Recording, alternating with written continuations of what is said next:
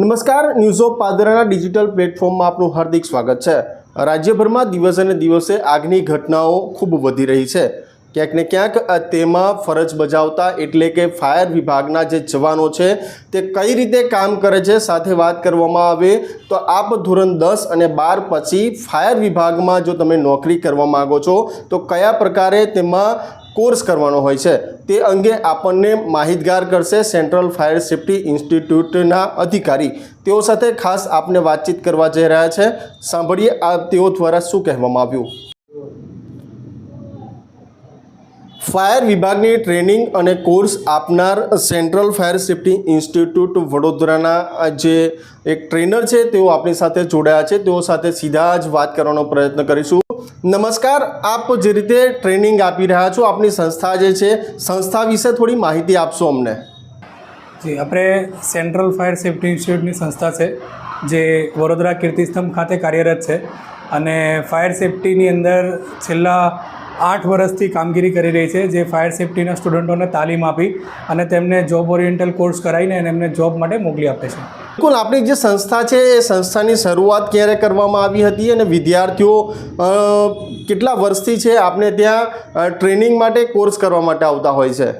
જી, જે અમારી જે સંસ્થા છે એ 2015થી કાર્યરત છે, જે વડોદરા કીર્તિસ્તંભ ખાતે છે અને અમારા ત્યાં જે ટ્રેનિંગ છોકરાઓ આવે છે એમને અમે ફાયર સેફ્ટીની તાલીમ આપીને વિવિધ પ્રકારની ઇન્ડસ્ટ્રીઝ તેમજ જે વડોદરા મહાનગરપાલિકા છે અથવા ગુજરાતની જે નગરપાલિકાઓ છે એમાં અમે એમને જોબ માટે મોકલીએ છીએ, તેમજ ઇન્ડસ્ટ્રીઝની અંદર જોબ માટે મોકલીએ છીએ અને એ લોકોને જોબ ઓરિએન્ટલ કોર્સ કરાવીને જોબ માટે અમે મદદરૂપ કરીએ છીએ એમને। ફાયર સેફ્ટીનો કોર્સ છે તે વિદ્યાર્થીઓને કઈ રીતે મદદરૂપ થઈ શકે? જે રીતે આજે જોયું કે આ વર્ષે બી 2024નું જે HSC બોર્ડ અથવા SSC બોર્ડનું જે રિઝલ્ટ આવ્યું છે તે પછી ઘણા વિદ્યાર્થીઓ એવા હોય છે કે જેમને મૂંઝવણ હોય છે કે આપણે 10-12 પછી આગળ શું કરી શકીએ। તેમના માટે એક સારી ઓપોર્ચ્યુનિટી છે કે એ લોકો ફાયર સેફ્ટીની ફિલ્ડમાં આવે। 10 પાસ 12 પાસ કર્યા પછી અથવા ગ્રેજ્યુએટ થયેલા છોકરાઓ જે અમારી સાથે જોડાઈ શકે છે એમને અમે ફાયર સેફ્ટીની તાલીમ કરાવી, 1 વર્ષની તાલીમ કરાવી। જે જોબ ઓરિએન્ટલ કોર્સ છે આપણો, એ કોર્સની અંદર એમને તાલીમ કરાવીને અમે જોબમાં મદદરૂપ કરીશું। એમને વિવિધ નગરપાલિકાઓ ઇન્ડસ્ટ્રીઝની અંદર અમે જોબ માટે મોકલી આપીશું, તો એ લોકોને જોબની અંદર ખાલી સારી મદદરૂપ રહેશે એમને। ઇન્સ્ટિટ્યૂટમાં જે કોર્સ દરમિયાન વિદ્યાર્થીઓ છે તે વિદ્યાર્થીઓને કયા પ્રકારની તાલીમો આપ આપી રહ્યા છો?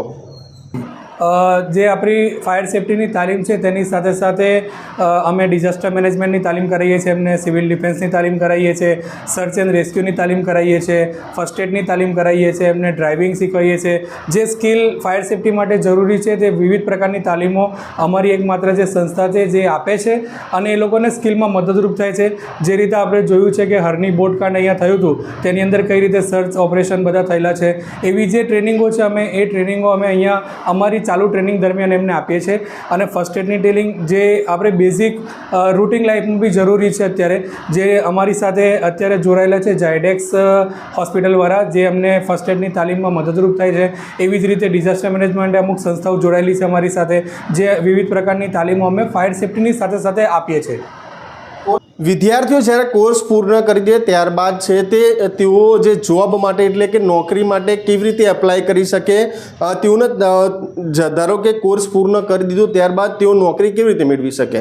અમારા ત્યાં જે છોકરાઓ વિદ્યાર્થીઓ તાલીમ કરે છે એમને અમે વડોદરાની ઘણી બધી એવી સંસ્થાઓ છે કે જે કોન્ટ્રાક્ટ બેસિસ ચલાવે છે, અથવા આપણા ગુજરાતની એવી બધી સંસ્થાઓ છે જે એનો કોન્ટ્રાક્ટ ફાયર સેફ્ટીમાં ચાલે છે। એ તમામ સંસ્થાઓ સાથે અમારો ખૂબ સારો સંપર્ક છે।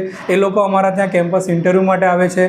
અમારા ત્યાંના વિદ્યાર્થીઓ અમે 100% 100% જોબ ઓરિએન્ટલ કોર્સની સાથે એમને જોબમાં મદદ તો કરીએ જ છે, પણ તે સાથે સાથે અમે એમને કેમ્પસ ઇન્ટરવ્યૂ બી અહીંયા કરાવીએ છીએ, જેમાં એ લોકો સિલેક્ટ થાય તો એ લોકોને ડાયરેક્ટ જોબ અમે અહીંથી પ્રોવાઈડ કરીએ છીએ।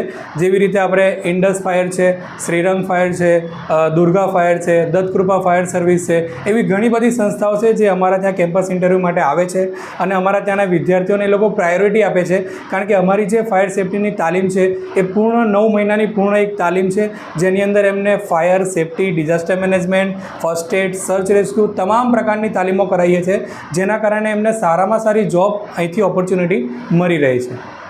જી બિલકુલ, આપની જે સંસ્થા છે કયા કયા પ્રકારના જે કોર્સ છે તે ચલાવવામાં આવી રહ્યા છે ને જે વિદ્યાર્થીઓ તે પ્રકારની થોડી વિગત આપની સાથે માગી રહ્યા છે?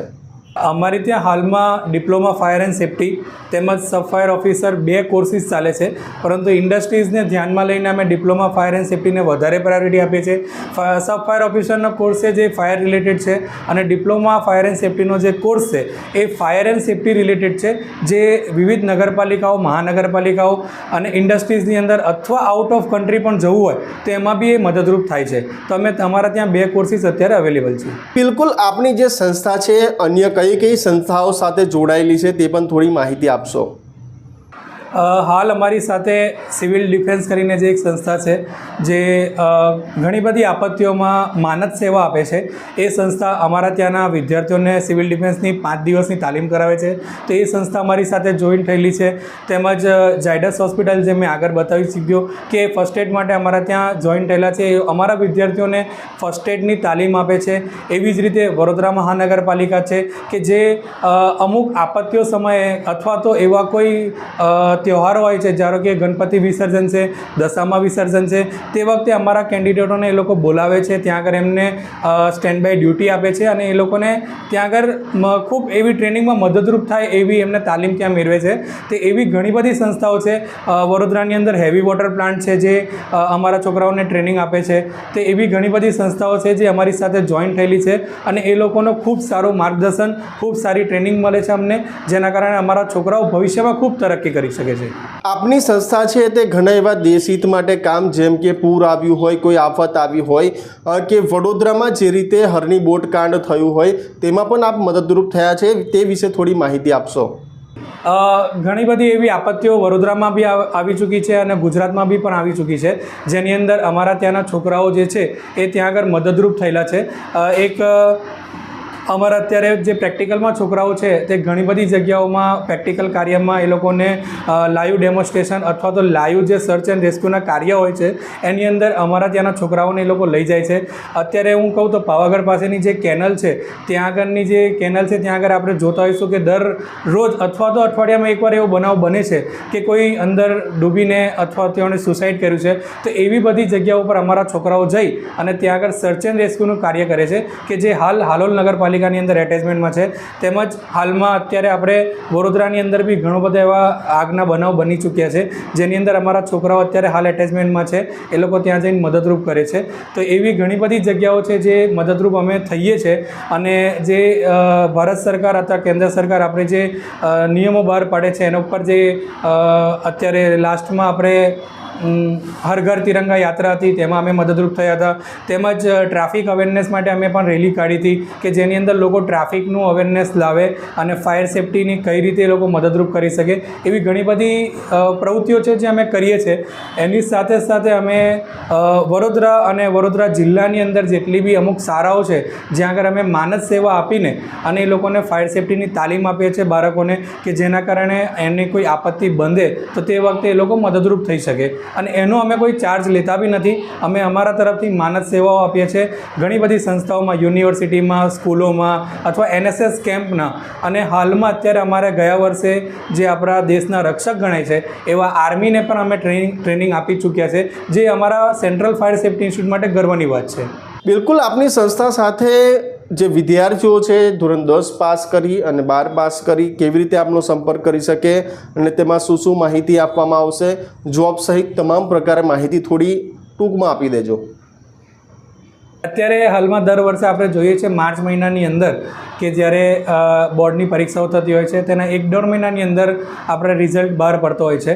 તો માર્ચ પછીના જે એપ્રિલ, મે અને જૂન એ મહિનામાં અમારા એડમિશનનો ટાઈમ હોય છે.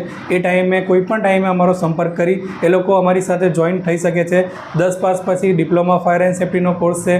12 પાસ કર્યા પછી ડિપ્લોમા અથવા તો સબ ફાયર ઓફિસર, બંને કોર્સની અંદર એ લોકો જઈ શકે છે. તો આ જે સમયગાળો છે અત્યારનો, એની અંદર અમારા ત્યાં એડમિશન પ્રોસેસ ચાલુ હોય છે, અને તે વખતે એ લોકો અમારા ત્યાં એડમિશન મેળવી શકે છે.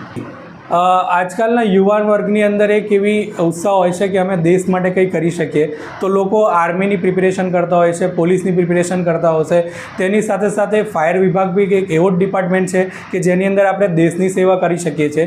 તો આ એક એવો વિભાગ છે જેની અંદર લોકો, આર્મીવાળા જે પોલીસવાળા છે એ લોકો બોર્ડર ઉપર પોતાની દેશ માટેની સેવા કરતા હોય છે. આપણે દેશની અંદર રહીને આપણે દેશની સેવા કરવાની છે. તો ફાયર સેફ્ટી બી એક યુનિફોર્મ સર્વિસ છે, એની અંદર લોકો જોડાય. ખૂબ જ ઓછા ફિઝિકલ ટેસ્ટની અંદર એ લોકો આમાં જોઈન થઈ શકે છે. જે લોકોએ આર્મીની પ્રિપેરેશન કરી હશે, જે લોકોએ પોલીસની પ્રિપેરેશન કરી હશે, એ લોકો માટે ખૂબ જ સરળ એક આ રસ્તો છે કે જે દેશની સેવા કરવા માટે એ લોકો આગળ વધી શકે છે. તો ઓછા ક્વોલિફિકેશને આની અંદર એ લોકો જોઈન થઈ કે પોતાનું કેરિયર એકદમ બ્રાઇટ બનાવી શકે છે. તો ફાયર સેફ્ટીની જે ફિલ્ડ છે એ બી એક આપણી યુનિફોર્મ સર્વિસ જ છે અને જેની અંદર આપણે રહીને અને દેશની સેવા કરી શકીએ છીએ.